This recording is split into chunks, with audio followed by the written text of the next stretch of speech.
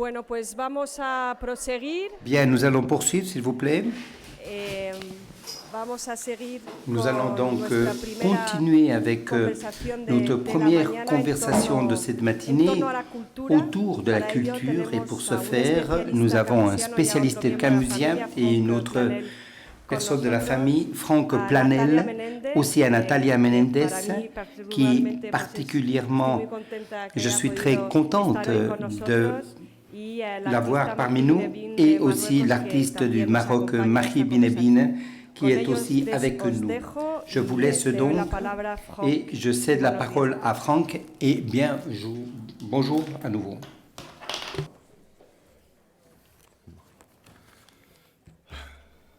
Muchas gracias. Bon, voy a hablar en español. No, francés mejor, para todos. Donc j'ai la tâche de relier un petit peu, et même beaucoup, le thème qui nous est proposé à l'œuvre de Camus. Mais après Agnès, j'avoue que je me sens humble. Donc veuillez accepter mon humilité. Alors, tout ce qui dégrade la culture raccourcit les chemins qui mènent à la servitude. Donc, c'est l'intitulé de cette phrase est prononcé par Camus lors d'un entretien qui est publié dans la revue Caliban en 1951, au moment où il est en train d'achever l'écriture de L'Homme révolté. Mais elle se retrouve textuellement dans un projet de préface qu'il avait écrit pour Actuel, c'est-à-dire les chroniques 1944-1948. Alors, je voudrais souligner dès maintenant ce mot de chronique, pour y revenir plus tard. Le second point que je voudrais remarquer, c'est que cette phrase concerne la presse de son temps, c'est-à-dire à une époque, les années 50, où, évidemment, il n'y a pas Internet, ni les réseaux sociaux, presque pas de télévision, très peu de radio. La presse est donc le média, comme on dirait aujourd'hui, le plus puissant et le plus influent. Cela permet d'avancer une première hypothèse de lecture, à savoir que quand nous lisons presse, nous pensons médias. Et à ce moment-là, le message de Camus prend une surprenante et brûlante actualité. Le troisième point en préambule que je voudrais proposer à notre réflexion est celui du mot culture. En effet, une interprétation un peu trop rapide pourrait restreindre le mot. La culture, ce sont les manifestations de l'art dans une société. Mais c'est peut-être négliger trop vite ce que le mot culture dit du vivre ensemble. Et Camus, dans Les Témoins de la Liberté, écrit « Le témoin de la liberté, les hommes vivent et ne peuvent vivre que sur l'idée qu'ils ont quelque chose en commun où ils peuvent se retrouver. » Cette définition de la culture est au tout début de l'œuvre camusienne, des noces, dans l'été à Alger. Ce passage où Camus parle des hommes et des femmes d'Algérie, et il écrit « Voici pourtant un peuple sans passé, sans tradition, et cependant non sans poésie, mais d'une poésie dont je sais bien la qualité dure, charnelle, loin de la tendresse, même de leur ciel, la seule à la vérité qui m'émeuve et me rassemble. Le contraire d'un peuple civilisé, c'est un peuple créateur. Ces barbares qui se prélassent sur les plages, j'ai l'espoir insensé qu'à leur insu, peut-être, ils sont en train de modeler le visage d'une culture où la grandeur de l'homme trouvera enfin son vrai visage. » Alors, il faut nuancer immédiatement le mot « barbare », comme le fait Camus lui-même, à la même époque de l'écriture de l'été à Alger, dans la présentation de la revue Rivage. Il écrit « S'il est vrai que la culture ne se sépare pas d'une certaine barbarie, rien de ce qui est barbare nous est étranger. » Vous voyez le clin d'œil à la phrase de Terence, Homo sum nihil humani amelianum puto, je suis humain et rien de ce qui est humain m'est étranger. Le tout est de s'entendre sur le mot barbare. Et cela déjà constitue un programme. Alors pensons à l'expression l'heureuse de barbarie dans la préface aux œuvres aux îles de Jean Grenier. Le barbare, c'est finalement dans ce sens-là, non pas celui qui est contre, mais celui qui est avant la civilisation, avant la culture. hein, pour le jeune barbare que j'étais à l'époque, dit-il à propos de sa découverte de l'art. Et cette culture du vivre ensemble, c'est justement une définition que reprend la conférence que Camus fait à la Maison de la Culture en 1937 sur le thème de la nouvelle culture méditerranéenne, dans laquelle il fait la différence entre la latinité et la Grèce, et dessine une ligne de partage nette qui lui fait affirmer que la Méditerranée vivante, dont chacun se réclame, est la négation même de Rome et du génie latin. Rencontre de l'Orient et de l'Occident, terre de métissage, cette jeune Méditerranée apparaît alors comme la référence, le paradigme, le modèle que l'on retrouve dans la pensée de Midi à la fin de l'homme révolté, d'une culture qui unit les hommes depuis ce qu'ils sont, dans leur rapport au monde, à la nature, au corps. C'est ainsi que cette culture au sens de communauté vivante, dans laquelle chacun peut se retrouver, c'est à l'intérieur de cette culture-là que peut émerger la culture, qu'il exprime dans ses créations et ses œuvres.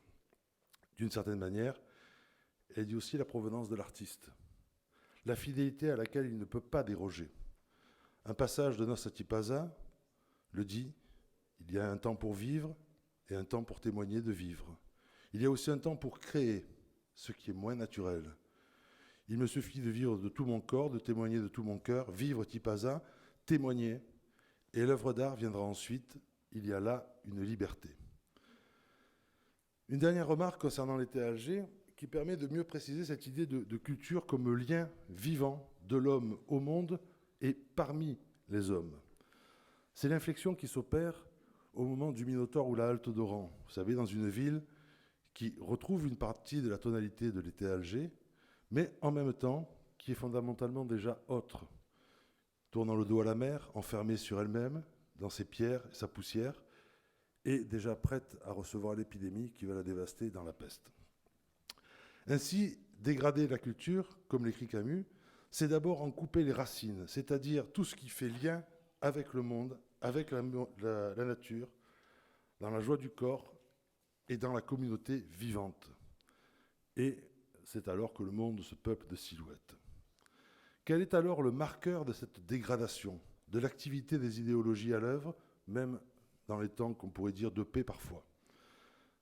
Cette formulation, d'ailleurs, pourrait être un peu limitante. En effet, comme il a été dit ce matin, nous sommes dans une époque où se manifestent encore les idéologies, que nous pourrions dire traditionnelles, au sens de doctrines affirmées, se prétendant justifiées par des philosophies, des projets millénaristes, portés par des personnages identifiés.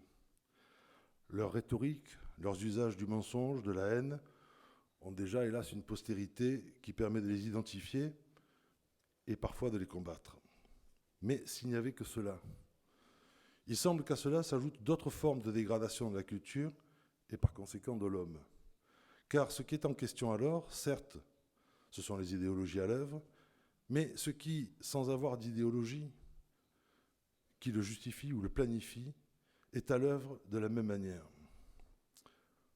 Pour mieux l'identifier, revenons à Camus et à ce qu'il dit à propos de la presse. Entendons médias.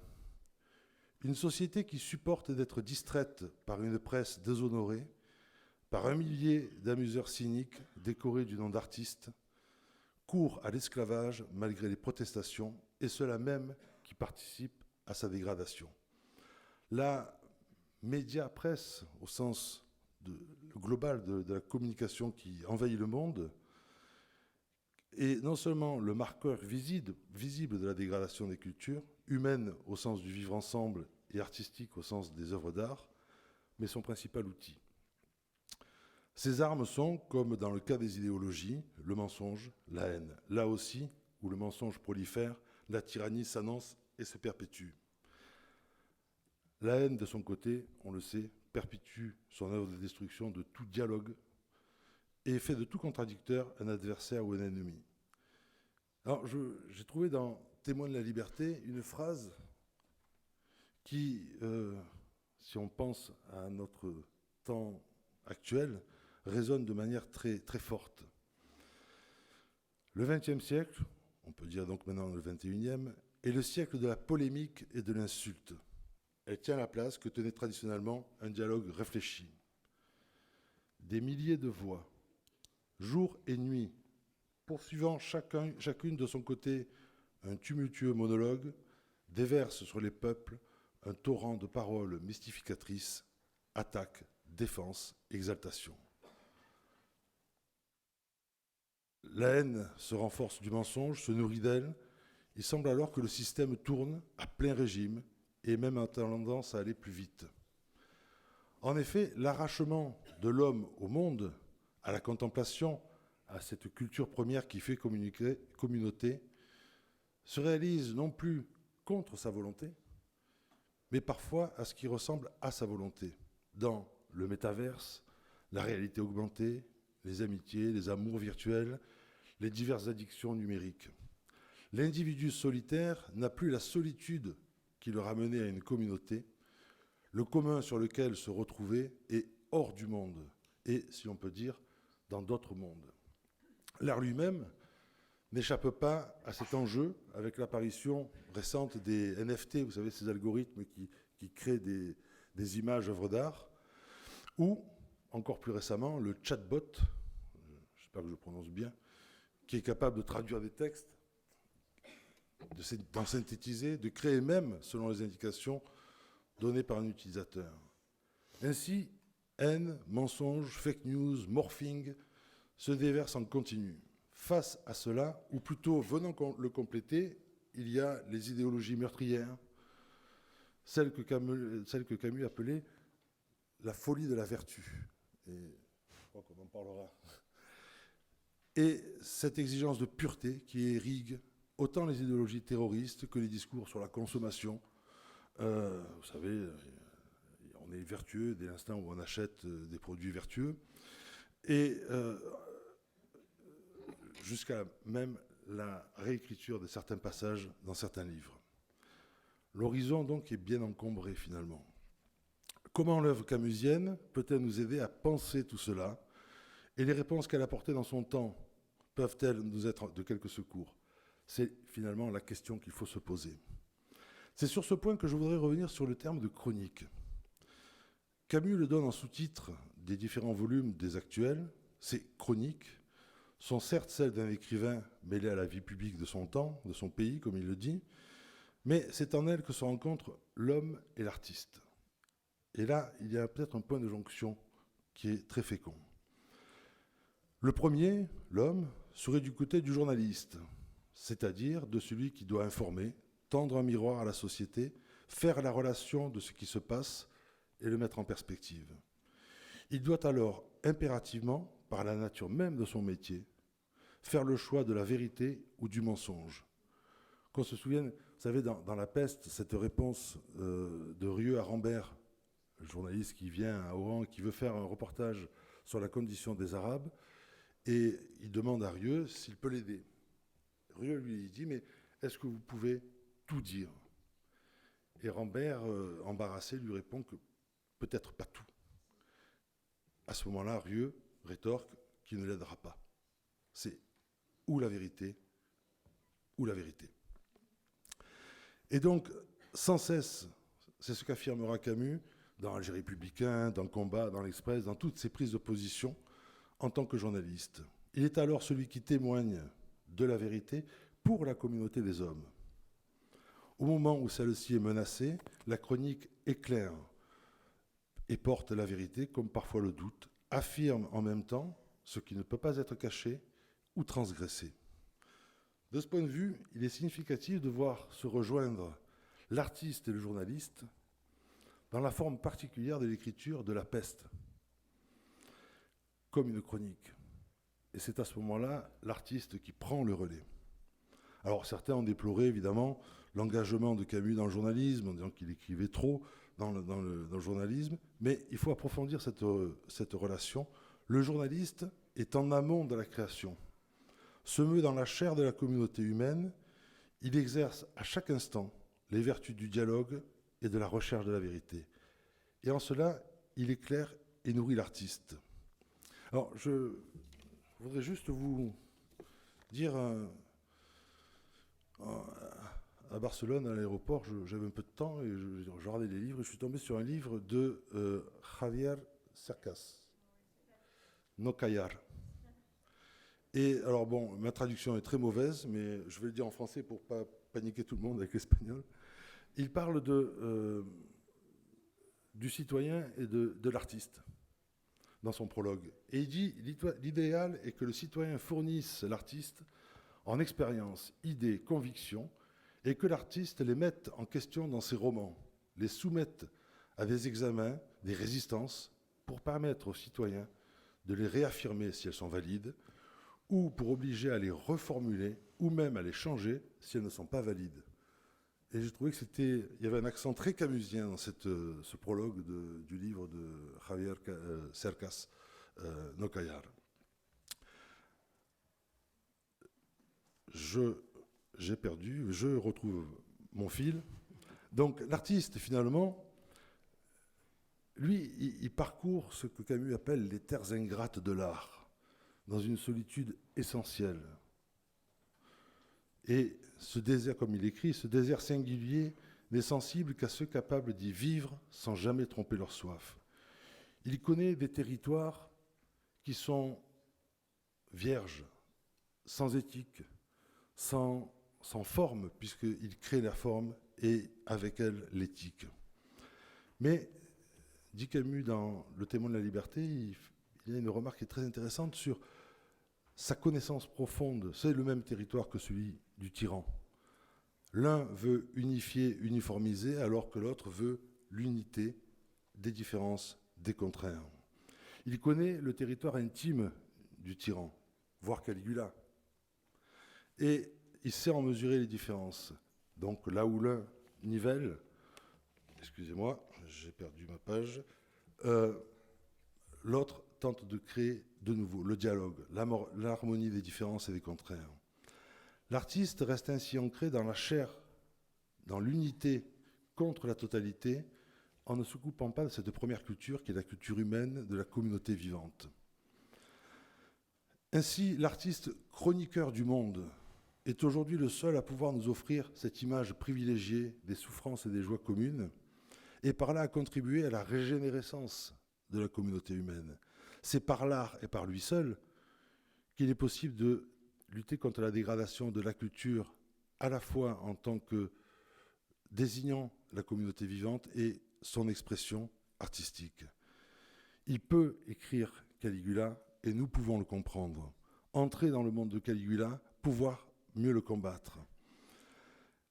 Ainsi, l'œuvre a la possibilité de nous dévoiler ce qui parfois, sourdement, silencieusement, travaille en nous pour nous asservir. Il est à la fois le témoin et le passeur de liberté. Mais en même temps, il peut nous renseigner parce que ces territoires ont changé. Il peut nous renseigner sur les nouvelles formes de tyrannie, sur les nouveaux territoires de la tyrannie dont je parlais en parlant des médias.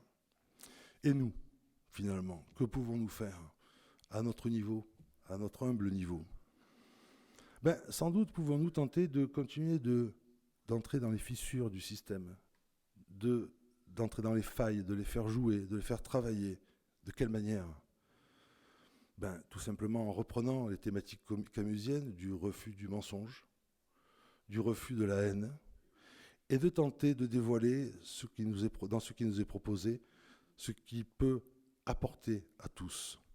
Et ainsi, de pratiquer cette générosité qui consiste dans la fraternité, à savoir et à apprendre sans cesse à donner et à recevoir, chaque jour, en toutes circonstances, pour que, comme le disait Camus et que l'a cité Agnès, pour que la vraie générosité envers l'avenir consiste toujours à tout donner au présent.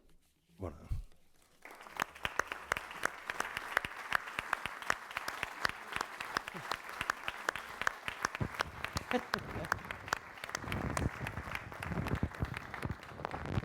C'est moi.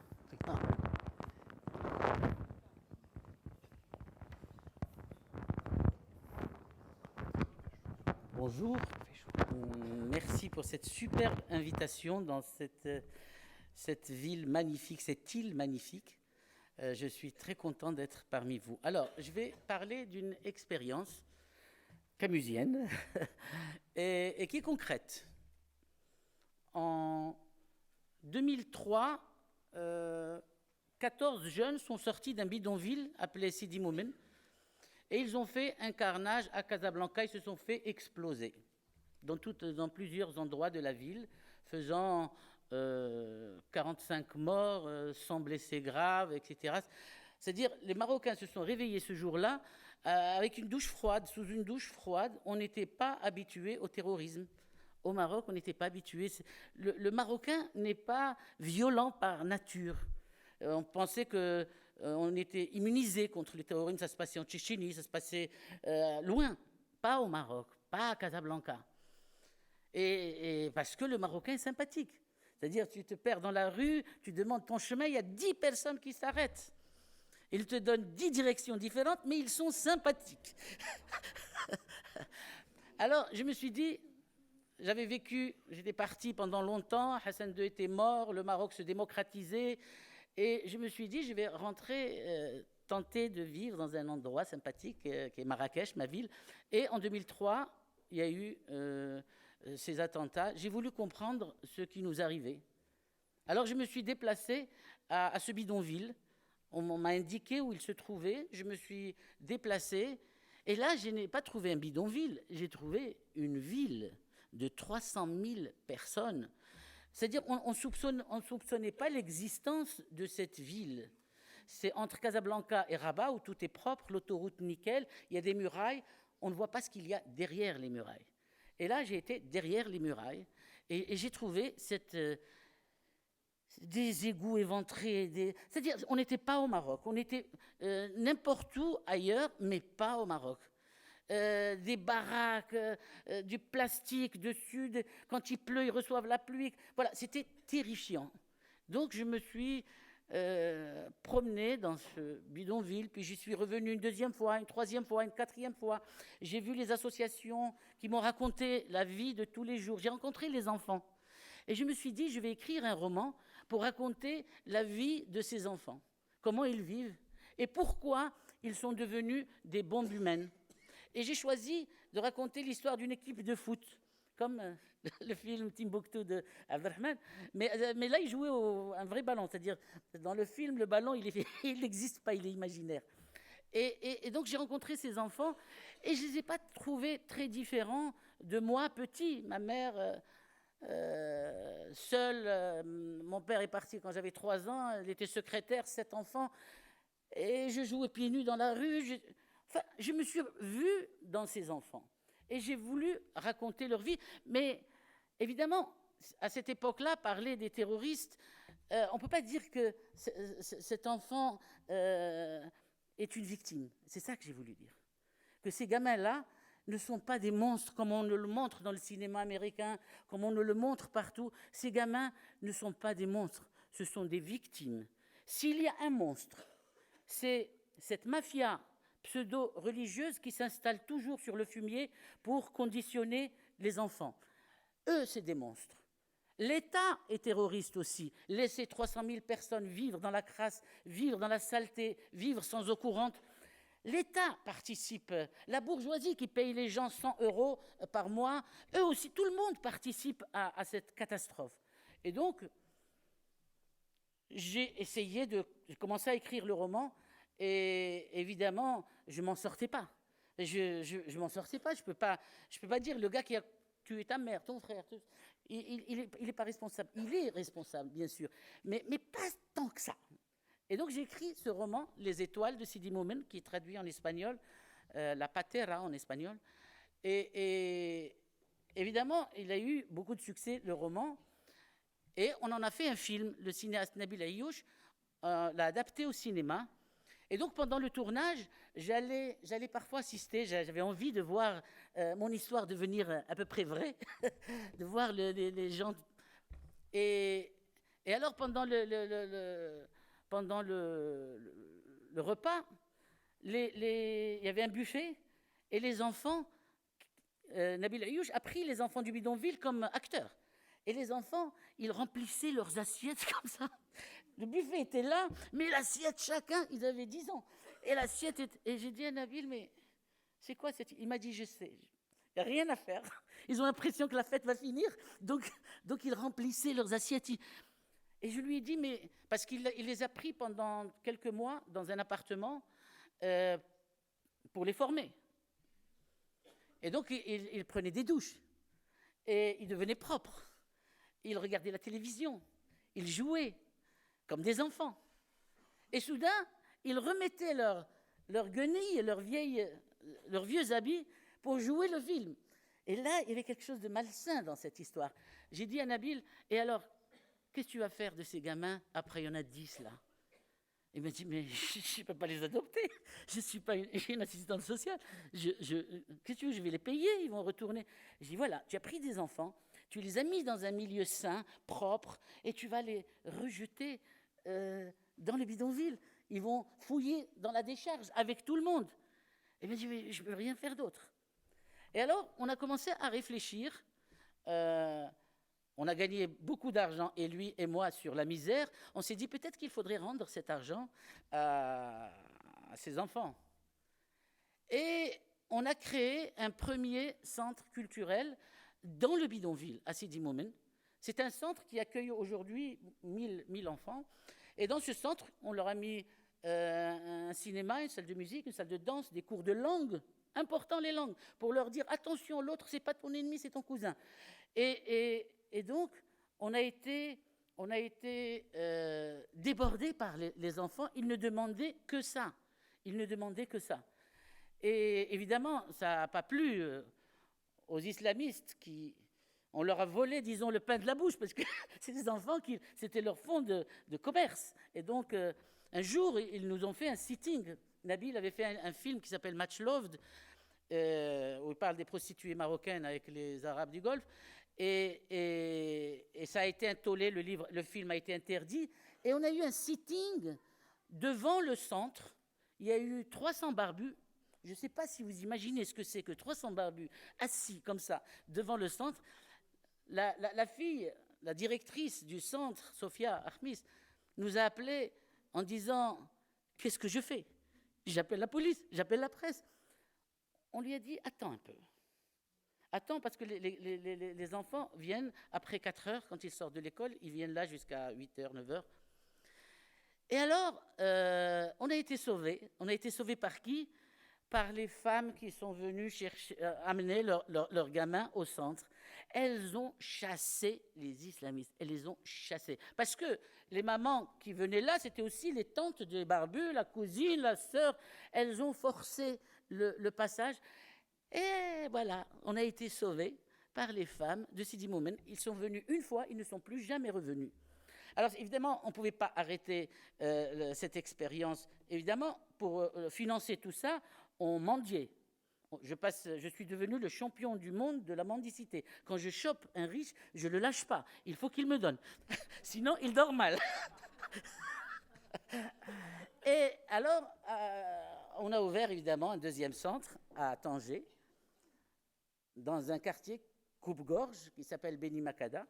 Et ça, c'est les étoiles du Détroit. Les premiers, on a gardé le titre du livre, Les étoiles de Sidi Moumen, quand même.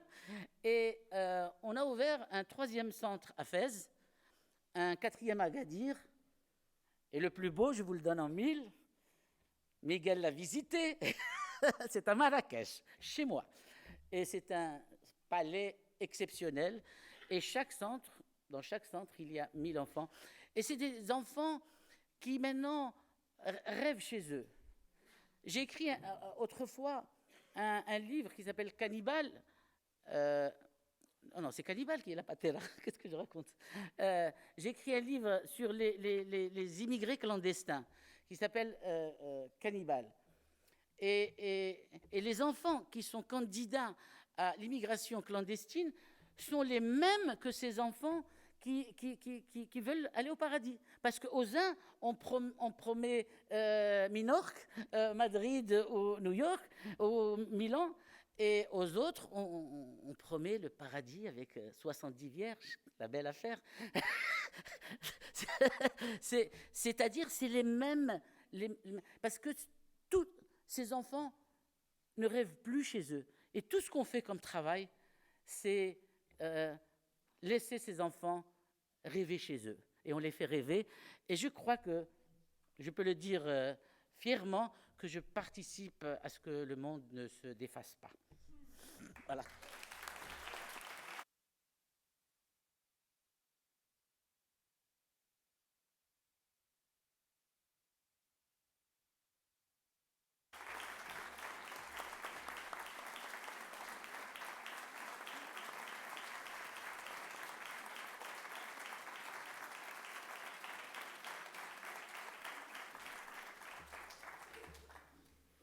Qué maravilla.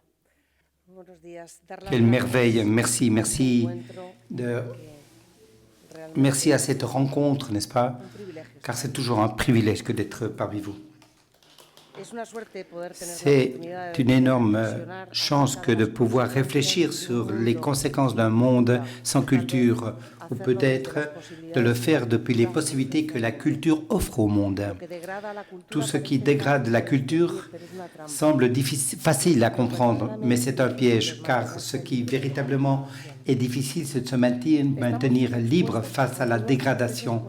Nous sommes exposés à des techniques de manipulation les plus subtiles ou plus sauvages. Nous sommes une partie de ces dégradations. Peut-être devrions-nous démanteler le concept de culture avec un C majuscule, désacraliser et le désectorialiser pour le reconnecter à partir d'un lieu commun plus proche. La transformer en un bien commun pour créer des espaces de confrontation où la culture est l'espace, pour essayer de ne pas se faire instrumentaliser par les pouvoirs les plus divers. Est-ce peut-être une utopie? La culture doit être un lieu pacifique de rencontre, de dialogue et de respect. La culture fait partie du sens critique, de l'empathie, de la condition essentielle des personnes. C'est une nécessité. C'est par elle que je me fais, que tu te fais à toi-même. Nous sommes tous et chacun d'entre nous issus de la dignité humaine, du petit, de l'ordinaire. Ainsi, les cultures est une richesse, c'est sa force. Il y a des façons changeantes d'appauvrir la culture.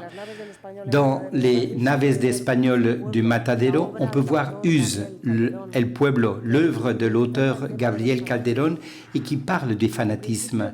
Au début, lorsque je l'ai lu, elle m'a semblé un sujet absolument nécessaire à traiter, mais je considérais qu'elle ne me concernait pas, que j'étais hors de ces fanatismes. En l'étudiant, je me suis rendu compte que la difficulté est de ne pas tomber ou ne pas être tombé à un moment donné dans un certain fanatisme, parce que cela dépend de la façon dans laquelle nous appliquons nos valeurs et nos croyances et dans quelle mesure nous sommes prêts à être flexibles avec eux et avec les valeurs des autres. Je pense que tout le monde a traversé et traverse dans une ou peu moins grande mesure certains fanatismes. Attention avec les vérités absolues ou les dogmes. Ainsi, lorsque nous pensons que nous n'allons pas tomber et que nous ne participons pas à la dégradation de la culture et encore moins à la servitude, nous devons accepter que nous n'avons pas autant de capacités et que notre vigilance n'est pas toujours au rendez-vous.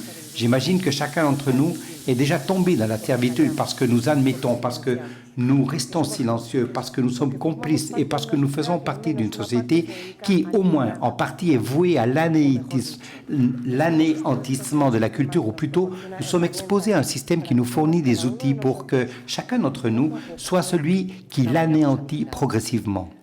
Bien sûr, je ne veux pas tomber dans cette vision comme étant la seule. Ce serait douloureux, grave et surtout, je ne serais pas à la hauteur de la vérité. Je ressens le doute de savoir s'il faut commencer par ce qui serait un monde sans beauté, sans capacité de réflexion, ou le faire depuis le don de la croyance, du bon sens, de l'éducation aux valeurs et aux droits de l'homme fournis par les cultures, qui à leur tour constituent la culture. Je suis une femme de théâtre et de foi. Je crois depuis des années au pouvoir curatif de la culture.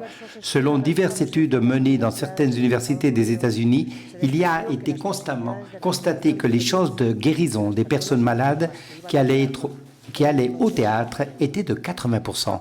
Il est surprenant que cette étude ait été réalisée aux États-Unis, où les soins de santé ne sont pas publics, où les inégalités sont encouragées, où la guérison est une question économique injuste et impitoyable. Heureusement, il y a des voix dans le monde qui s'élèvent malgré le poids de l'économie féroce. Pendant la période de confinement la plus dure de la pandémie, la culture a été essentielle pour que les gens ne perdent pas le jugement causé par la terreur exercée sous différents angles par les pouvoirs très divers, avec des chansons, des lectures, des pièces de théâtre, des films, des débats d'idées, des opéras, des visites aux plus grands musées, expositions, des sujets qui nous touchent, des concerts, de la danse. Les voix étaient nombreuses et variées, la plupart d'entre elles gratuites, pour aider à supporter le confinement et la peur. Nous avons réussi à nous connecter avec les gens, à créer de nouveaux espaces tribaux, à revenir à la rencontre entre les gens. Nous nous sommes connectés au collectif, avec les racines culturelles, avec le contemporain. Nous avons pu choisir, les possibilités étaient immenses. Nous avons essayé de provoquer cette connexion pour sortir les gens de leur réalité et créer pendant quelques instants un changement dans leur vie. Et ce faisant, nous avons également changé nous-mêmes. Cette prise de conscience a été extrêmement utile. Je dois vous avouer, à titre personnel, que j'ai pris goût aux livres audio, qui m'ont permis de revisiter ou de lire les grands classiques d'une manière différente. J'ai découvert des productions théâtrales fournies par diverses plateformes numériques, des théâtres précieux qu'à une autre époque je n'aurais pas su trouver. J'ai reçu des messages d'amis pour ne pas manquer tel ou autre débat. Ils m'ont envoyé de multiples liens, etc. Ces moments m'ont libéré de l'énorme pression que je ressentis et m'ont offert d'autres oxygènes. C'était une nourriture essentielle pour moi. Pendant toute cette période, du moins en Espagne, les bibliothèques se sont rétablies. Les gens ont recommencé à apprécier la lecture. Grâce à la gestion du théâtre, nous avons compris à quel point les gens avaient soif de théâtre. Chaque jour, les spectateurs enfermés nous envoyaient des messages pour savoir quand les portes allaient s'ouvrir et nous recevions également des messages d'encouragement. Lorsque nous avons réussi à ouvrir, les files d'attente pour entrer dans le théâtre étaient inimaginables et le comportement civique face aux perturbations causées par la pandémie nous a laissé sans voix. Cela a donné de la force et de l'élan à tous ceux qui travaillent dans le théâtre, artistes et techniciens. C'était un encouragement qui nous a incités à aller de l'avant, malgré les nombreux problèmes qui essayaient de nous arrêter.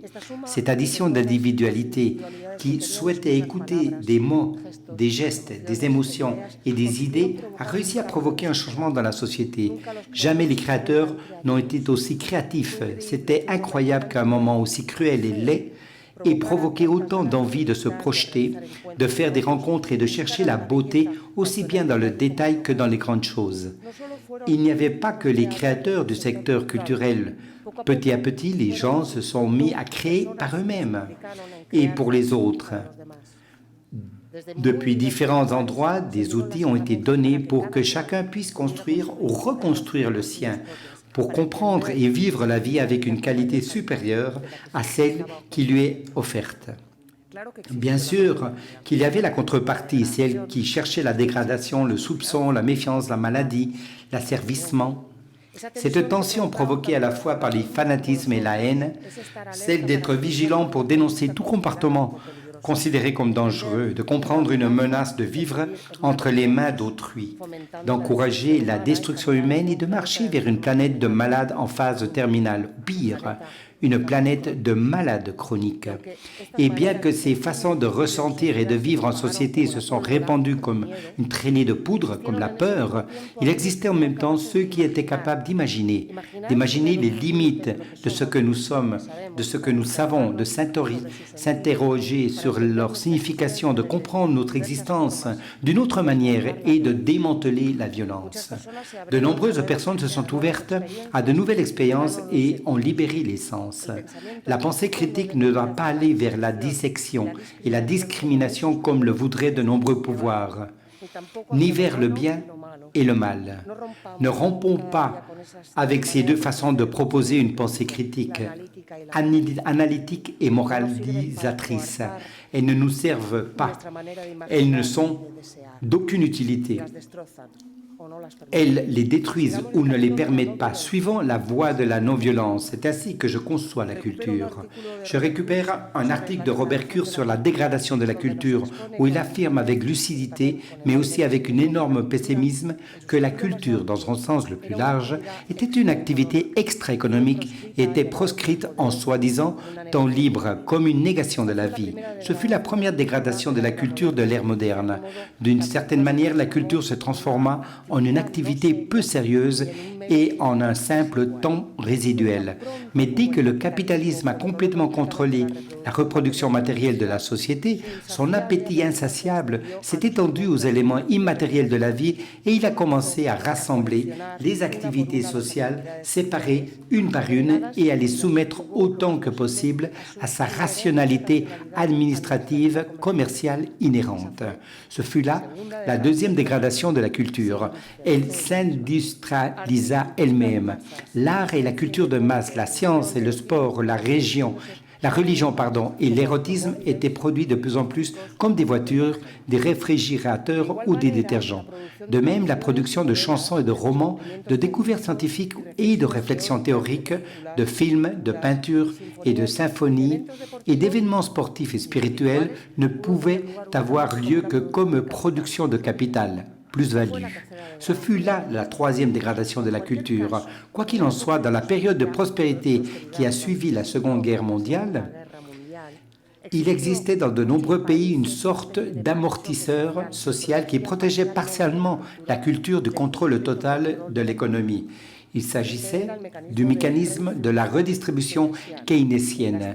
Les dépenses déficitaires n'alimentaient pas seulement l'armement militaire et l'État-providence, mais aussi de certains domaines de la culture. Naturellement, la subvention de l'État à la culture a imposé de sévères restrictions à son indépendance. Toutefois, le contrôle de l'État pouvait être débattu publiquement et n'était pas totale.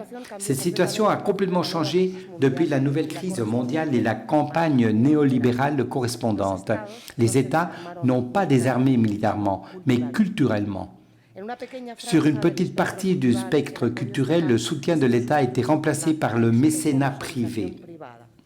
Aujourd'hui, et plus que jamais, celui-ci est soumis directement et sans filtre au mécanisme du marché. Les instituts scientifiques et les clubs sportifs doivent être cotés en bourse. Les universités et les théâtres doivent faire des bénéfices. La littérature et la philosophie doivent se soumettre aux lois de la production de masse. L'accès aux grands canaux de distribution n'est accordé qu'à ce qui est utile comme offre de loisirs pour les serviteurs du marché. Il en résulte des distorsions grotesques dans la rémunération des services culturels. Alors que les footballeurs et les joueurs de tennis gagnent des millions, les producteurs de critiques et de réflexion, de description et d'interprétation du monde sont relégués au statut de nettoyeurs de latrines. Une société qui ne peut pas réfléchir sur elle-même et qui n'est composée que de peintures et de vendeurs impertinents est socialement et économiquement intolérable. Pour les producteurs de culture, d'art et de pensée réfléchie, il n'y a plus aucune raison de se mettre au service du capitalisme tyrannique et du payeur misérable et de chercher la flatterie dans le désert du marché postmoderne.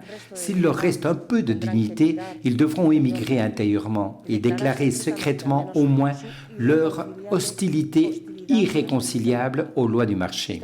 Cette intention ne peut être passive, elle doit être active. Peut-être les producteurs de culture devraient-ils former des groupes, des coopératives, des corporations, des clubs et des associations anticapitalistes qui ne veulent rien vendre, mais seulement sauver les ressources culturelles de la barbarie du marché. Nous devrons être attentifs et voir si certaines des questions soulevées par l'écrivain français Sylvain Timsit sur les 10 stratégies de manipulation des masses résonnent en nous. Celles-ci ont trait à la manière dont les médias nous manipulent. Je vais vous présenter ici celles qui me semblent les plus pertinentes. La distraction est la plus courante des stratégies de contrôle des médias. Elle consiste à détourner l'attention du public vers des choses insignifiantes ou sans intérêt. Ils surchargent les gens d'informations ou mettent l'accent sur des événements sportifs, les célébrités et les curiosités. L'objectif est de faire perdre de vue les véritables enjeux. Parfois, les pouvoirs en place négligent délibérément ou du moins n'abordent pas certaines réalités. Ils font croire à leurs citoyens qu'il s'agit d'un problème qui nécessite une solution extérieure et ils présentent eux-mêmes la solution. Par exemple, ils peuvent intentionnellement faire croire qu'une industrie publique est pire qu'elle ne l'est parce qu'ils veulent la privatiser. L'idée est de justifier la vente. Amener le public à accepter des choses qu'il n'accepterait pas normalement, les introduire très progressivement pour que les gens ne s'en aperçoivent même pas. Par exemple, c'est ce qui est passé avec la réduction des droits des travailleurs. Le report est une stratégie qui fait croire aux citoyens qu'ils prennent des mesures et qui pourraient être mauvaises à court terme, mais qui pourraient être bénéfiques pour l'ensemble de la société à l'avenir. La fin justifie les moyens. Pour que les gens s'habituent aux mauvaises choses, et ne les rejettent pas et pensent que le bon viendra plus tard. De nombreux messages télévisés, en particulier dans les publicités, s'adressent aux gens comme si c'était des enfants. Il s'agit d'une façon de contrôle qui tente de tuer les capacités de pensée critique des gens. Maintenir les gens dans l'ignorance est l'un des principaux objectifs de ceux qui contrôlent les médias. L'ignorance consiste à ne pas donner aux gens les outils dont ils ont besoin pour analyser les choses par eux-mêmes.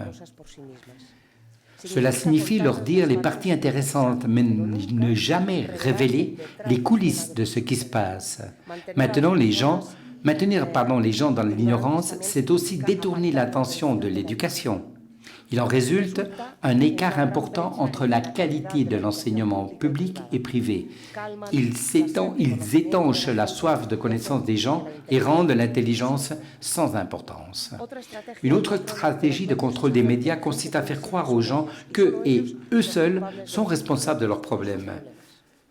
Par conséquent, les gens finissent par essayer de s'adapter à leur environnement et se sentent coupables de ne pas y parvenir parfaitement.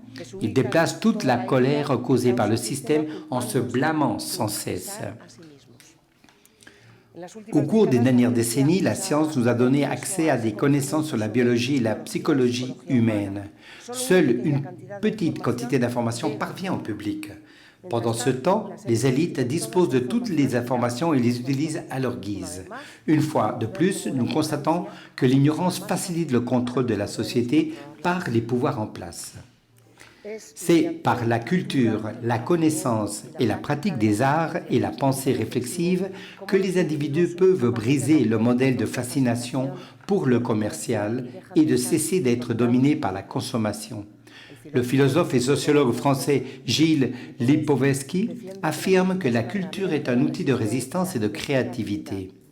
La culture renforce les propres valeurs de l'individu, améliore la réflexion et la lecture, renforce la pensée divergente.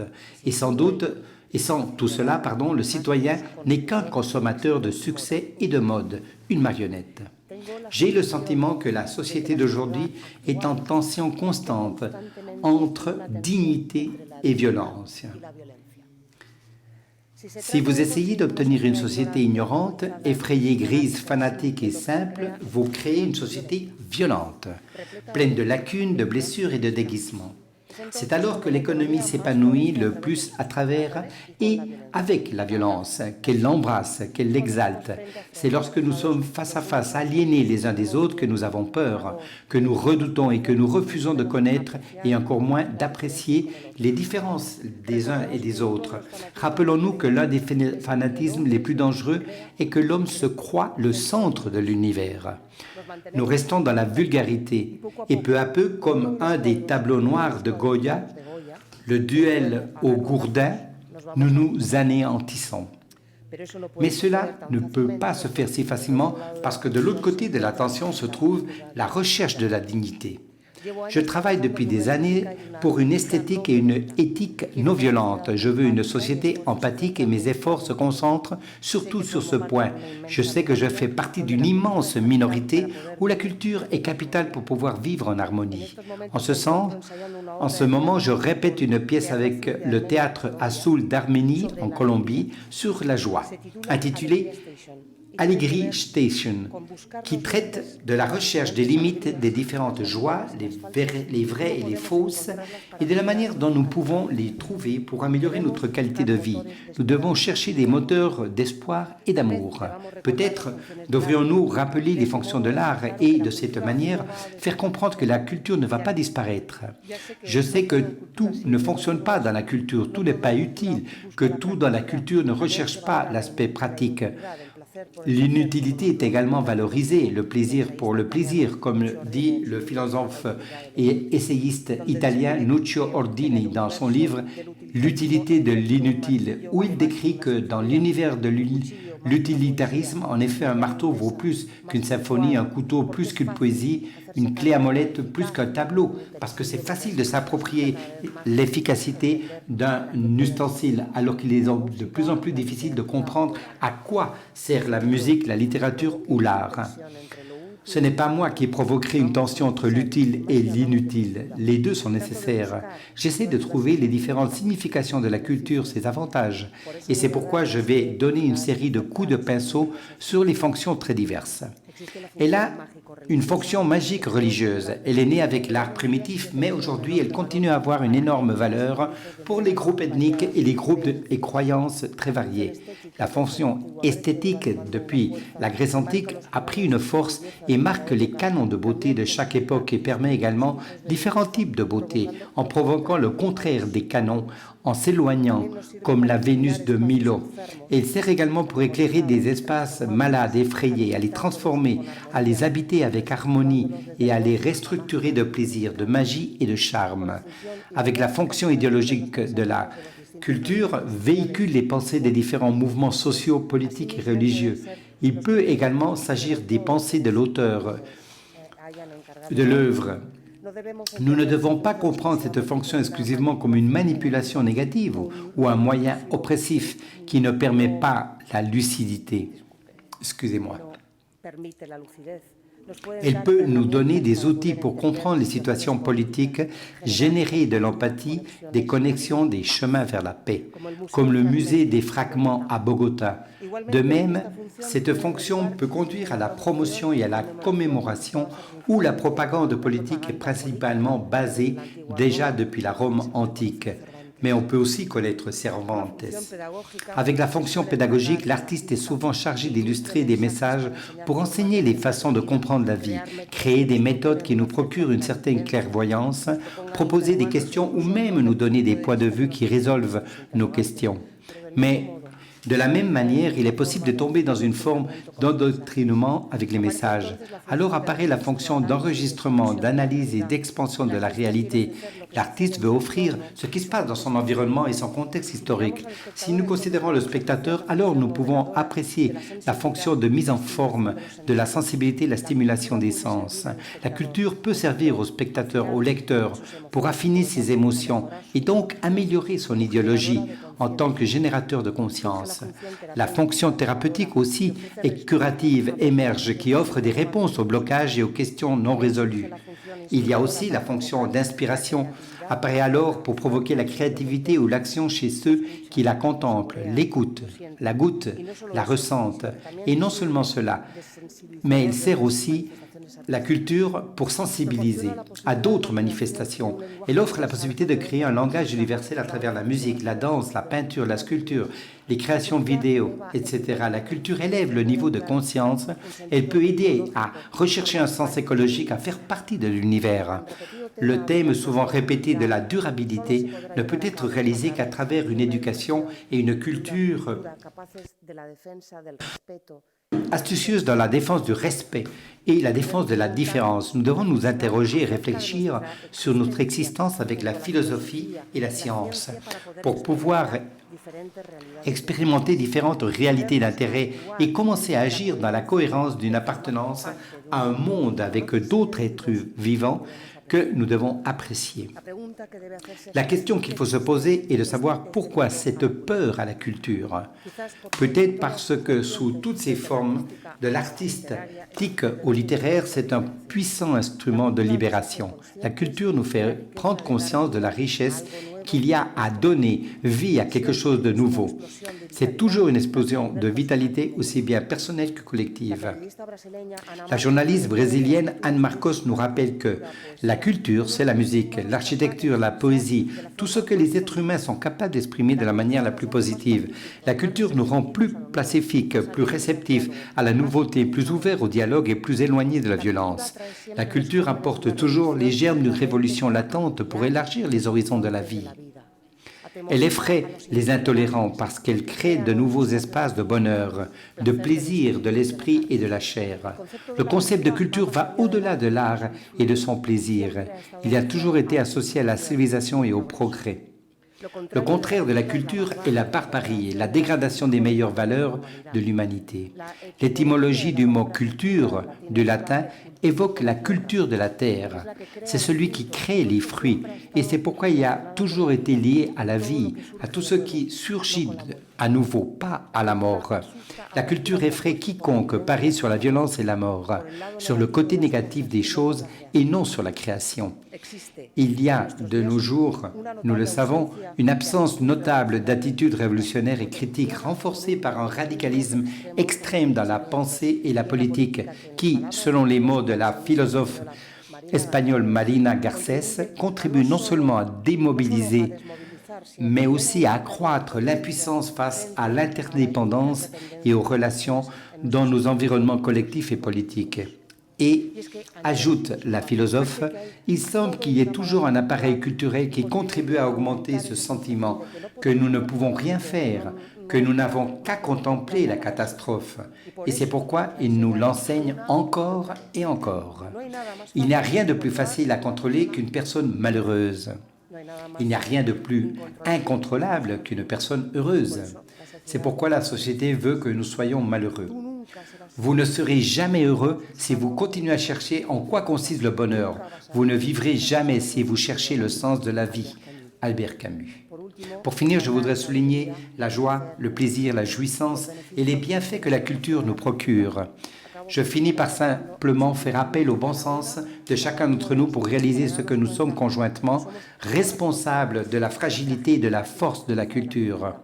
Nous devons agir pour ne pas la dégrader. Nous en avons la capacité, alors je vous encourage et je vous souhaite bon vent dans cette tâche. Merci.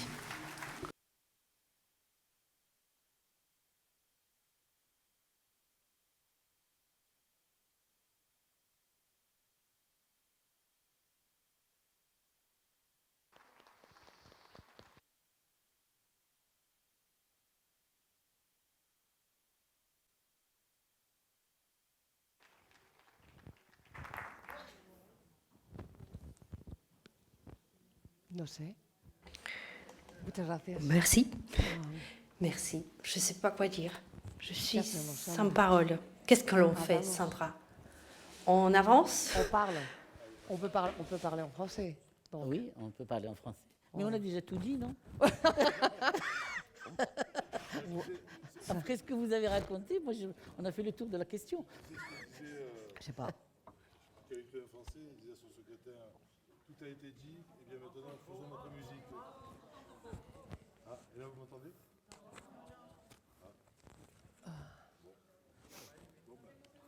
C'est bon? Ça marche? Bon,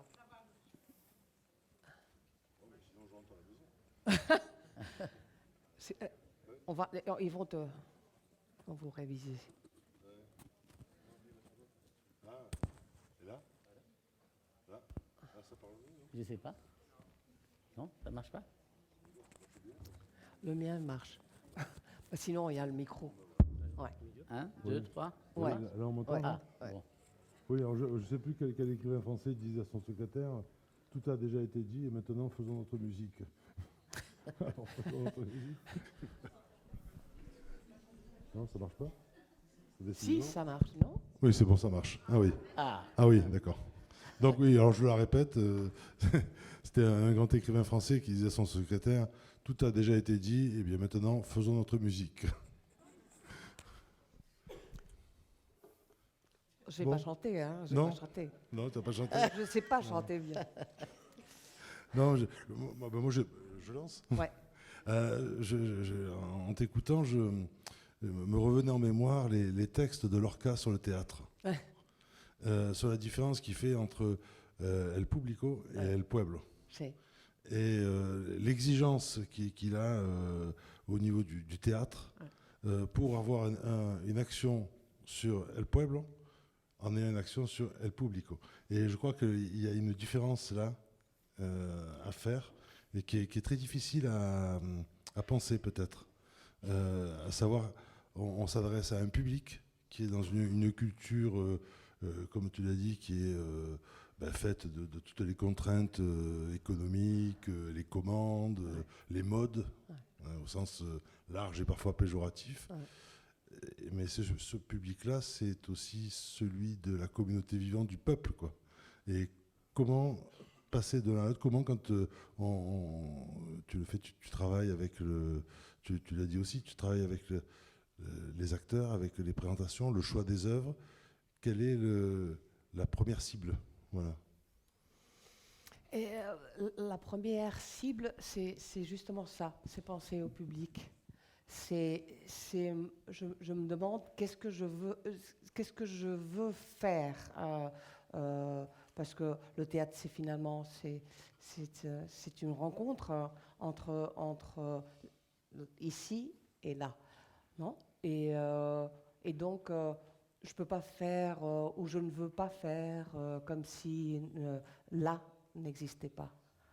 Je veux faire que ça existe et donc je me demande qu'est-ce que je veux faire dans cette société.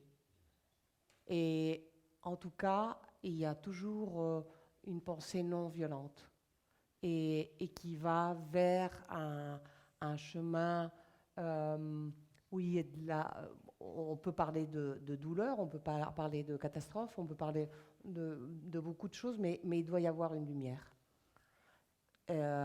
On peut parler en tragédie ou en comédie, ça fait rien. Mais il doit y avoir toujours quelque chose un espoir, quelque chose qui marche vers pas pour rester ouf, heureusement, non, plutôt pour avoir une action, Et tu fais quoi, toi? Non, alors je vais faire rire mes camarades camusiens, puisque en général, je parle de vibration, là je vais parler de capillarité. À savoir que finalement, bon, je ne suis pas du tout un spectateur régulier du théâtre, Ouais. Mais j'imagine que lorsqu'on a un public, il y a tout ce qui passe, comme tu le dis, de la scène au public. Et puis ce public, après, il sort du théâtre. Et qu'est-ce qu'il va, non pas transmettre en disant j'ai vu telle pièce, j'ai vu telle œuvre, et il faut faire comme ça, il faut penser comme ça, mais dans sa manière d'être, comment, par capillarité, il va transmettre ce qui a été donné à ce moment-là. Tu sais, c'est un petit peu comme on définissait à un moment, certaines définissaient l'engagement comme le sucre dans le thé. C'est-à-dire que ça ne se voit pas, mais ça change le goût. Et bien, de quelle manière la visée, c'est là où je pensais public, peuple. Mais je crois que ça concerne tous les artistes, quoi, hein. Comment, à travers un public défini, finalement, ce public est le plus grand amplificateur par capillarité du message qui est transmis. Il suffit qu'il soit réceptif, à quelque sorte. C'est pas en dire que c'est pas un porte-parole, mais là, il y a une osmose. Je pense à ça parce que je pensais à Camus et aux premières représentations du théâtre du travail à Alger, et puis du théâtre de l'équipe, et notamment, je crois que c'était pour Le temps du mépris, qui se termine littéralement par des chants de tout le public. Il y a une mise en scène qui emporte tout le monde. Et je crois que c'est Jean de Negroni qui en parlait en disant qu'il y avait quand même 2000 personnes. 2000 personnes dans des bains publics sur le bord de la plage à Alger. Donc effectivement, quand ils sortent de cette communion, plus que de ce spectacle, ça se diffuse après dans ce qu'ils ont vécu à ce moment-là d'exceptionnel, se diffuse aussi dans la société, quoi. Voilà. Donc c'était le sens de public, peuple, enfin, Ouais. publico pueblo, quoi. On a fait une étude scientifique sur l'écoute du spectateur envers l'acteur et aussi de l'acteur avec le personnage. Qu'est-ce qui arrive dans le cerveau? Parce que le premier pas d'un acteur, c'est la transformation. Tu n'es plus toi, tu es un autre, une autre. Et il y a une transformation qui se produit dans le cerveau, paraît-il. Oui. Et cette transformation aussi la reçoit le spectateur. Et il y a une transformation du cerveau du spectateur aussi pour ce personnage-là, qui peut durer 2 heures après la représentation. Donc, cette transformation a fait vraiment, c'est pas la catharsis, c'est pas un effet, il y a un effet vraiment d'étude, et en même temps que ça peut être très intéressant, ça peut être aussi très ennuyeux. C'est un pouvoir. Quand j'écris, que je suis dans un personnage, je suis le personnage, et je fais toujours la faute d'orthographe. J'écris « je partais à IT ». Et au moment où je ne fais plus la faute, je sais que je suis... C'est le seul moment, c'est le petit moment où je me relis et je ne fais plus de faute. Je sais que... Ça, c'est bien. Quand tu dis cela, ça m'a évoqué un souvenir. Bon, je vais faire le malin, mais une fois, j'étais en Seine-et-Marne à l'époque, et à Créteil a eu lieu une représentation d'Agamemnon avec Maria Casares. Alors je me suis dit, quand même, je vais voir Maria Casares. Donc je vais assister à la représentation, et c'était époustouflant, quoi. Je veux dire, on était vraiment subjugués. Puis à la fin, je me suis dit, allez, je vais essayer d'aller la voir. Et donc, très gentiment, elle me reçoit dans sa loge, et elle me fait asseoir, elle me fait un verre d'eau, on se met à bavarder. Et à ce moment-là, pour revenir sur ce que tu disais, je vois rentrer Agamemnon en par-dessus, disant « Maria, il faut que je me dépêche, sinon après, je n'aurai plus de métro. » Mais franchement... Ça a été terrible, parce que c'était l'acteur Agamemnon, enfin c'était encore Agamemnon. Et bien Agamemnon qui vous dit je vais rater le métro, ça vous frappe. Et effectivement, c'est un point important, mais c'est dire à quel point on reçoit. J'ai fini de lire les étoiles de Sidi Moumen de Haï, et j'avoue que j'ai du mal à revenir, et puis en même temps... comment dire, je comprends et en même temps je condamne. Oui, c'est ça. Et puis je sais que je ne vais plus regarder, je travaille dans un collège, je ne vais plus regarder certains élèves comme je les voyais avant. C'est là où je parle de capillarité. Je ne pourrais pas faire la théorie d'un nouveau regard. Mais comme le sucre dans le thé, le regard change. Et il y a la part voulue par l'auteur, par l'artiste, et puis ce qui nous échappe à tous. C'est un livre qui m'a donné beaucoup de problèmes.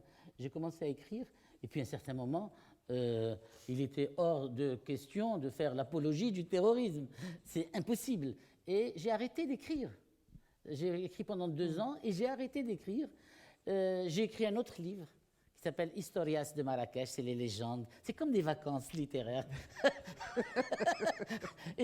Mais ça continuait à me poursuivre, ce livre continuait à me poursuivre. Et 2 ans plus tard, 2 ans, c'est-à-dire où j'ai écrit les Historias de Marrakech, j'ai repris le livre. Et alors, je me suis dit, je vais tout refaire. Et la seule façon, c'est d'impliquer le lecteur. C'est-à-dire lui faire aimer le gamin. Et c'est tout ce que je fais. Et finalement, il est obligé de vouloir le protéger, ce gamin. Et en fait, parce que je l'ai impliqué. Je lui dis, regarde, voilà. Et c'est ça le... Mais en même temps, ce qui apparaît et qui me paraît très important, c'est l'incompréhension. Je ne dis pas l'ignorance. l'incompréhension qui crée l'obligation. À savoir que dans le fil du livre, à partir du moment où ces gamins sont amenés à la montagne, ils ont le sentiment qu'ils sont embarqués dans quelque chose, mais ils ne comprennent pas ce qu'il se passe. Et parce qu'ils ne le comprennent pas, ils n'osent pas s'en retirer. Et sauf à la fin, mais on ne sait pas ce que devient Fouad qui part. Et ça, c'est dans la réalité. Hein. Ouais. Il y en a un, à la dernière minute, il n'a pas voulu se faire exploser. Il s'est sauvé, mais il n'a trouvé personne pour le débrancher. Voilà, c'est ça. Ouais. Quelle horreur. Et je crois que il y a quand même quelque chose là-dessus sur la servitude, à savoir que les techniques d'asservissement créent d'abord sciemment de l'incompréhension chez ceux à qui ils s'adressent. Et des fois, c'est l'aveuglement. Hein. Ouais. C'est-à-dire, on arrive à convaincre le gamin qu'il va vraiment aller là-bas. Oui, oui, mais on le convainc de ça, mais à un moment, il ne comprend pas bien ce qui se passe. C'est pas très bien. Il y a, dans les histoires de Sidi Boumen, il y a quand même son grand frère, c'est Hakim, le grand frère. Je ne me souviens plus. Bah non. Oh, moi j'ai tout noté. Je crois que le grand frère hésite. Et alors, tout à l'heure j'ai transpiré sous les... Mais il remarque que son frère transpire alors qu'il ne transpirait jamais. Il sent qu'il doute. Et tous sont dans cette... Ils savent, oui, bon, ils peuvent répéter ce qu'on leur a dit, mais ils ne comprennent pas. Et je crois que la misère est là, et c'est là où est l'enjeu de l'art. C'est de créer les outils de compréhension des choses. Parce que là où on laisse l'ignorance, ou en tout cas on crée de l'ignorance, parce que la perversion finalement c'est de créer de l'ignorance. Ils n'osent pas se dédire, parce que comme ils ne comprennent pas trop ce qui leur arrive, ils laissent faire. C'est la soumission. À ce moment-là. Je ne sais pas s'il y a des gens qui veulent demander une question, ou poser une question, ou faire un commentaire, ou peut-être, non?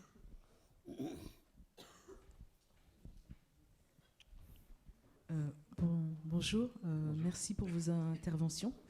Je voudrais savoir en fait en quoi dans vos travaux, dans vos pratiques, cette question de la dégradation de la culture qui mène à la servitude, comment vous y répondez en fait en tant qu'artiste, en tant qu'acteur de la culture? C'est-à-dire, dans nos pays à nous, jusqu'à il n'y a pas longtemps, au Maroc, il y avait 45% d'analphabètes, disons en moyenne, 55% de femmes, 45% d'hommes, ça doit être les chiffres. Voilà, c'est comme ça qu'on arrive à installer une dictature. C'est-à-dire, c'est ce qu'a raconté tout à l'heure Natalia, la culture est un facteur de séduction. Les gens peuvent, s'ils savent, peuvent devenir dangereux, peuvent poser des questions, peuvent contester. Et donc, notre manière à nous de vouloir changer les choses, c'est d'éduquer. Il y a une seule chose à faire, c'est éduquer. Et donc, c'est pour ça que nous créons des centres. Il y en a 5, il y en a 3 qui vont ouvrir. C'est la seule façon. Et pendant 10 ans, l'État ne nous a pas aidés. C'est-à-dire, pas un centime, mais il fallait qu'on aille faire des expositions, collecter des œuvres, les vendre aux enchères, etc. Et ce n'est que 10 ans après que l'État, un institut, l'INDH, l'entraide nationale, ont commencé à nous financer 30% de... C'est-à-dire, vraiment, c'est-à-dire, ils ne font pas le job, mais ils ne m'aident pas à le faire. Et donc, il y a des raisons, voilà.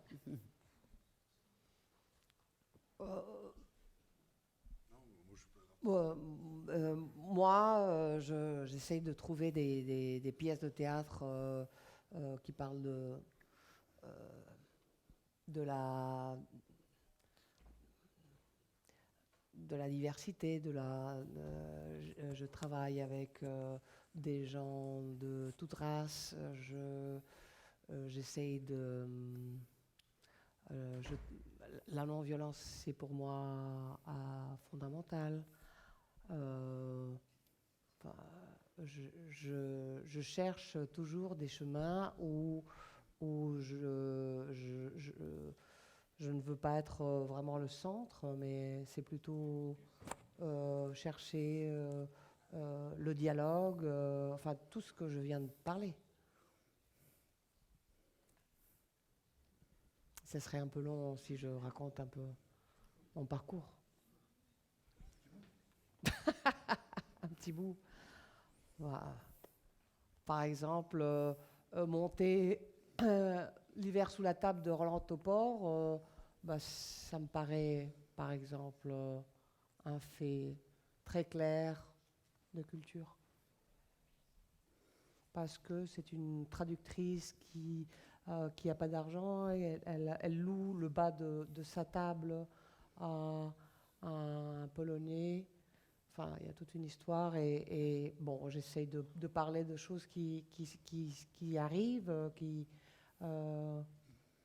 avant-hier, hier, aujourd'hui, et j'espère qu'on essaiera que ça n'arrive pas maintenant, demain.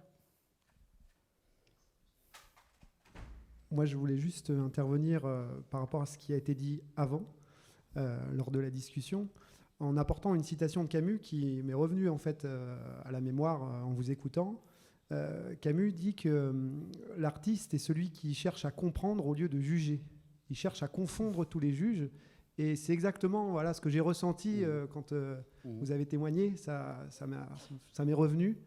Et c'est ça la posture artistique. On est dans la compréhension humaine et on essaye d'échapper à ce jugement qui va être stérile, qui est meurtrier en quelque sorte. Voilà, donc c'était juste pour faire cet excursus.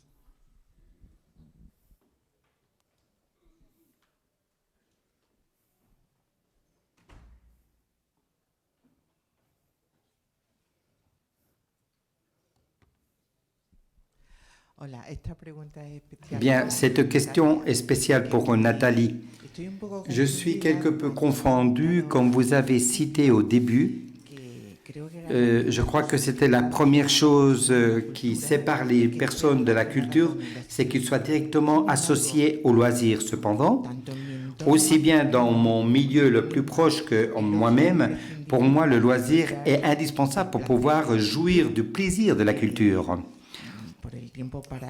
Avoir du temps pour écouter des concerts en direct qui normalement se réalisent dans des horaires hors donc des heures de travail, pour la lecture, pour écouter de la musique.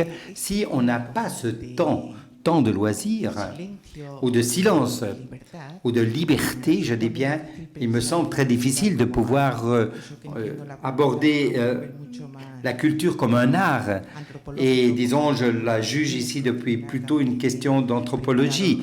C'est surtout la culture, pour moi, c'est aussi faire de la cuisine, préparer un bouquet. Pour moi, la culture, ce sont les coutumes associées à tout peuple ou communauté. Mais cette distance que vous énonciez, ou cette analyse que vous avez réalisée comme quoi le loisir, essayer de le mettre de côté pour profiter de la culture est quelque chose erroné, eh bien moi je pense le contraire. Alors est-ce que vous pouvez un peu m'expliquer cela s'il vous plaît? Oui, merci. Alors, voyons, probablement cela va... C'est une espèce de rencontre entre les paroles, parce que moi personnellement, que veut dire pour vous que le loisir ou pour moi? Mais subitement, en vous écoutant, vous avez parlé du silence, un temps de silence, n'est-ce pas? Eh bien, cette jouissance, oui, me semble très utile. Cette jouissance, oui, c'est là un temps où l'on peut effectivement trouver cette jouissance, ce bénéfice, ou ce profit pour l'âme, n'est-ce pas? Et pour la compréhension. Pour moi, le loisir tel que je peux l'exprimer moi-même touche davantage un temps d'amusement et de m'écarter précisément des bruits et de m'écarter aussi d'un temps à moi pour pouvoir exercer la réflexion et la beauté. Donc c'est complètement à l'envers. Mais peut-être que c'est une lecture propre. Peut-être il faudrait analyser davantage ces mots, n'est-ce pas? Il nous faudrait débattre. Mais aussi, ce bouquet me semblait également merveilleux. Et cuisiner, c'est la même chose. Pour moi, c'est aussi très important. C'est aussi de la culture. Je crois donc que dans ce cadre-là, le loisir, c'est une manière de s'amuser et cela me maintient plus ignorant parce que ça ne me permet pas d'écouter, de penser. Oui, entendre, mais pas écouter, si vous me comprenez, voir, mais pas regarder, n'est-ce pas? Voilà un peu ce que je comprenais ou je comprends comme loisir, donc négatif. Oui, merci. Je ne sais pas exactement ce que je vais dire, sincèrement. Excusez-moi. Je suis d'accord sur le fait qu'il faut se mettre d'accord sur ce que veut dire culture et loisir, et si c'est avec des mots majuscules ou en minuscules pour la culture, mais dans des espaces tels que vous expliquez à Marrakech, eh bien moi aussi je suis une personne d'action et j'ai besoin que la culture puisse atteindre tout le monde. Et dans ma pièce, je cherche les questions qui nous définissent comme êtres humains. Il y a aussi une culture qui est en majuscule et qui exige d'autres choses. Pour moi, la culture, c'est l'éducation, c'est peuple, c'est beaucoup... Enfin, je crois que cela parfois échappe quelque peu de cette culture aussi importante ou de pensée aussi cruciale, et qui aussi dans les personnes du peuple, il faut qu'elle arrive, et pour ce faire il nous faut plus d'éducation, plus de ressources. Ici au Baléares par exemple, dans des journées que l'on tient à Majorque, on dit comment faire que les artistes de Baléares aient plus de présence, eh bien d'offrir plus de moyens pour qu'ils puissent réaliser cela et le déplacer hors de cette île, de voyager. Donc, sur quoi ont besoin les spectateurs? Vous l'avez aussi dit, ce dont nous avons besoin, c'est d'être émus. Depuis mon point de vue, c'est ainsi que vous pouvez vous engager. On a besoin de nous parler en nous regardant dans les yeux, de parler également de nos choses à nous, de ôter beaucoup de sérieux des discours et les rendre plus amusants et plus proches, n'est-ce pas? Enfin, voilà ce n'est pas une question particulière, c'est plutôt une réflexion et des remerciements autour de ce que je voudrais que la culture soit.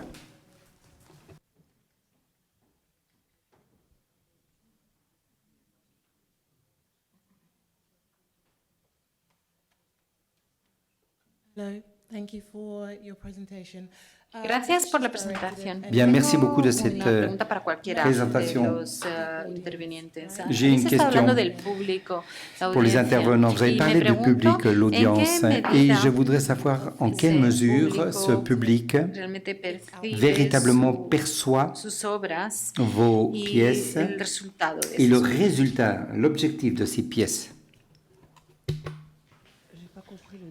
Non, En vérité, moi, je pense jamais au public quand j'écris. Hein. Mais dans nos pays à nous, en Afrique, on se sent investi d'une mission donquichotesque de redresseur de tort. Il y a tellement de problèmes qu'on n'a pas le temps de regarder les nombrils. Ici, on regarde beaucoup parce que vous allez bien.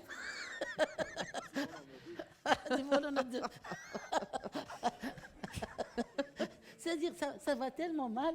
Moi, j'ai tous mes livres. À chaque fois, je me dis, je vais peut-être écrire une belle histoire d'amour. Quelque chose qui finit bien. J'y arrive pas. Je commence et ça tourne mal. C'est pour ça que je n'ai pas beaucoup de public.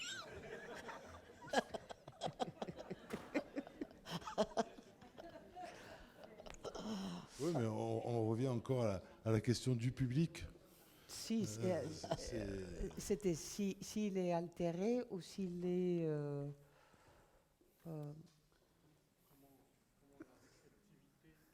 comment la réceptivité des publics altère le travail ou bien peuvent le modifier? Bon, mais, dans le théâtre, c'est Immédiat. c'est immédiat. C'est une relation vivante. Quand j'étais comédienne, et je sentais la vibration, je sentais, et peut-être ce jour-là, j'avais pas envie, je pouvais être triste, je pouvais être mal, mais je sentais l'envie, par exemple, il y a une énergie, c'est vrai, et du public et alors je sortais d'une autre façon. Mais est-ce que tu as... Sorry, my English is not, it's bad. I'm so sorry. Est-ce que tu as éprouvé ce sentiment un acteur qui me parlait de ça, à savoir que dans une salle importante, on sent un public qui est bienveillant, qui est acquis, et ça porte. Et puis, il me racontait des moments où il rentre sur scène et il sent que tout le public est agressif. Enfin, je veux dire, vient pour casser la pièce. Enfin, et là, enfin, pas pour casser, mais il y a un refus. Oui. Et physiquement, c'est un travail physique pour le ramener tout au long de la représentation. Et c'est vraiment un corps à corps, quoi, oui. Et qui est vécu physiquement très intensément. Tout à fait. D'ailleurs, à mon époque, on savait les jours, parce que les gens venaient plus, et on avait envie de tomber malade ces jours-là. Non, on ne peut pas tomber malade dans le théâtre. Mais on savait les jours, par exemple, je sais pas, les vendredis, les gens étaient à plat, ils étaient très, très fatigués, ils s'endormaient. C'est vrai, ils venaient et ils s'endormaient. Les jeudis, par contre, ils étaient très contents parce qu'ils finissaient la semaine, etc. Mais c'est vrai où quelque chose se passait dans le monde ou dans la ville, ou je sais pas, et les gens venaient avec une certaine altération, et tu devais faire en sorte, essayer de changer ça. Et de la même façon qu'ils te changent, toi, tu fais en sorte de pouvoir changer. Ouais. Il y a vraiment à ce moment-là une altération, même dans la manière dans la présence sur scène, et puis ça modifie aussi le rapport au personnage. Quelque part, ça peut le mettre en danger même, non? Par exemple, quand tu sens que le public parle beaucoup, non? Il y a des gens qui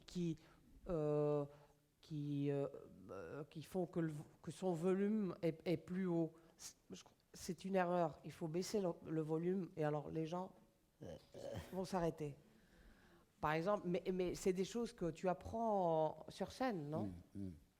Une jolie phrase en français, ils disent « il faut savoir les cueillir ». Voilà. Voilà.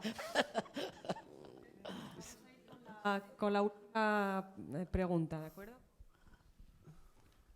Bon, je reviens sur l'idée l'idée lorquienne que nous a apporté Franck, non? La distinction entre le public et le peuple, non? Et Maï a dit qu'il ne pense pas à son public, non? Mais je pense par exemple que le centre de jeunes ont un public, que sont les jeunes même, mais l'objectif final, c'est de transformation sociale, c'est-à-dire de transformer le peuple, non? Alors, l'idée de capillarité, non? Que c'est le processus basique pour avoir cet objectif de transformation sociale, que c'est le même objectif de l'artiste aussi, non? De sauver l'humanité, pouvons dire, non? À travers de l'œuvre, non? Alors, c'est-à-dire, mon question, non? C'est un peu à Franck, mais aussi aux autres, non? Ces processus de capillarité, comme marche pas, non? Comme fonctionne, non? Parce que c'est basique pour assouvir le but de la création ou même les actions, l'activisme de transformation sociale, non? Et surtout, comment doit avoir l'artiste cette idée de capillarité, non? Pour assouvir son but de transformation sociale. Non, mais je n'ai pas de... Ah non. Dis. Non, vas-y. Non, je sais pas, je vais répondre en faisant une référence à une autre œuvre de Mahi, à savoir c'est le poète et son ombre. L'ombre du poète. L'ombre du poète, voilà. Lorsque tu fais la différence entre deux amis qui finalement l'un devient un politicien et qui prend toute la dimension comment dire, du rapport à la vérité, etc. Enfin, l'enjeu, c'est le rapport à la vérité. Hein, mais après, parce que voilà, ce serait bien que tu nous en parles peut-être par rapport à cette histoire de capillarité. Moi, là, simplement, l'idée, c'est que, et je ne veux pas prendre de l'avance sur mon camarade Alexis, je crois que le centre de la problématique, c'est peut-être l'idée du don. On en parlait l'autre jour avec des camarades. L'idée, c'est que, vous savez que quand on parle du don, alors en français, ça a 3 sens, hein, à savoir le don que je reçois, le don que je fais, et le fait d'être doué pour. J'ai le don de la musique, j'ai le don des maths, de la peinture, etc. Et je crois qu'on aurait intérêt à étudier, parce que l'œuvre de Camus présente cette possibilité-là, le fait qu'il y a toute une réflexion sous-jacente à toute l'œuvre sur qu'est-ce que c'est que recevoir, qu'est-ce que c'est que donner. Et la manière de recevoir et la manière de donner nous dote, améliore le don que nous avons pour recevoir et pour donner. Il y a une circularité. Et dans cette circularité, il y a un enjeu, je vais faire vite parce que je ne veux pas monopoliser la parole, mais il y a un enjeu qui est très fort, c'est que la manière dont je vais recevoir, ou dont je vais donner, elle est soit économique, sur le modèle économique de l'échange. Hein, vous savez, Marcel Mauss, son étude sur le don, c'est-à-dire que je donne, et au moment où je donne, on doit me dire merci. On doit me gratifier. On doit surtout ne pas me montrer de l'ingratitude. À ce moment-là, dès l'instant où j'ai ce geste-là de donner, eh bien, je suis dans une relation économique, une relation d'échange, qui demande, qui crée de la dette, finalement, pour reprendre vous savez, la reconnaissance. On a tout le langage du remerciement, c'est le langage religieux, gratia, hein, l'ingratitude, et c'est le langage économique de la dette. À partir du moment où on reçoit, je dirais, naturellement, et où on donne naturellement, sans demander, et voire même en refusant toute gratitude, à ce moment-là, on est véritablement dans un don qui échappe à la relation économique et qui peut se diffuser comme tel. Ce que nous disions avec Maïs, à savoir que dans des contextes, je dirais, sociaux difficiles, quand on apporte quelque chose dans un quartier, à certains élèves, dans un collège ou ailleurs, tant qu'ils disent merci, c'est qu'on n'a pas été au bout. Quand ça devient naturel d'aller au cinéma, quand ça devient naturel de faire un voyage scolaire comme les autres, et que, oui, voilà, et on ne vient pas dire « Ah, merci monsieur, c'est vraiment super », ben, c'est-à-dire qu'à ce moment-là, on a vraiment donné. Avant, on a échangé. Et donc, l'idée de capillarité, c'est comme on donne une pièce de théâtre, comme on donne une œuvre, l'artiste, quand il donne, il ne sait pas à qui il donne, il ne sait pas ce que ça va devenir, et celui qui reçoit, bon, effectivement, si c'est un Picasso dans son salon, il s'en rend compte, mais on revient dans l'économique, mais celui qui reçoit, à la limite, peu importe, d'où quelque chose qui a été noté, qu'on n'a pas forcément trop noté chez Camus, son désir à un certain moment de publier des textes anonymes. Enlever l'étiquette. À savoir que quand on aime une œuvre, comme ça peut être le cas pour nous, pour l'œuvre de Camus, à un moment, effectivement, oui, c'est l'œuvre de Camus, mais on n'est pas pour autant dans l'orthodoxie, c'est pas la Bible. Et on peut vivre avec des œuvres qui se confondent dans notre manière de penser. Et la meilleure manière pour un auteur d'avoir vraiment donné, c'est de devenir presque anonyme dans celui qui le lit, quoi. Ouais. Et donc cette dilution cette dilution par capillarité, elle place l'enjeu du don comme essentiel.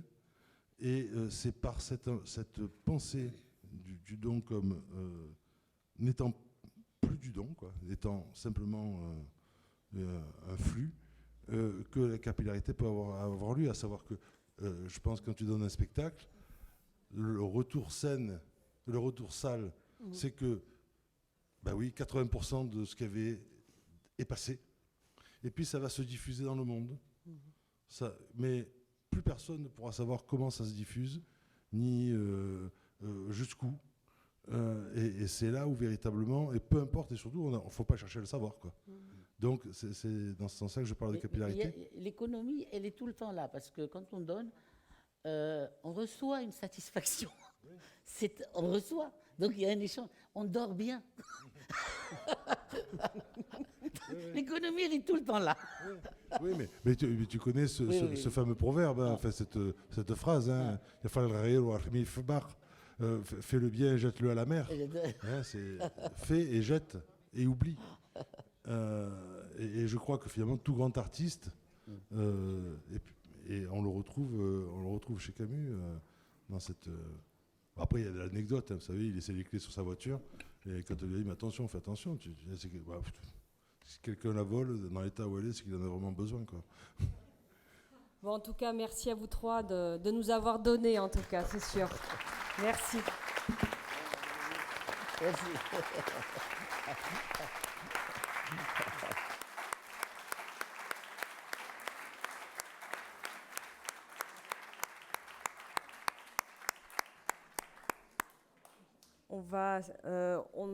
On a une petite 5 minutes, le temps de préparer la table et préparer le prochain intervenant, Abderrahmane Sissako, que j'invite par ici. Mais ne sortez pas. Non, pardon, que estoy hablando ya en francés y no me entero. Donc, je vous parlais en français. Donc, ne quittez pas la salle. On a juste besoin de 5 minutes. Donc, ne partez pas. Ne partez pas, restez.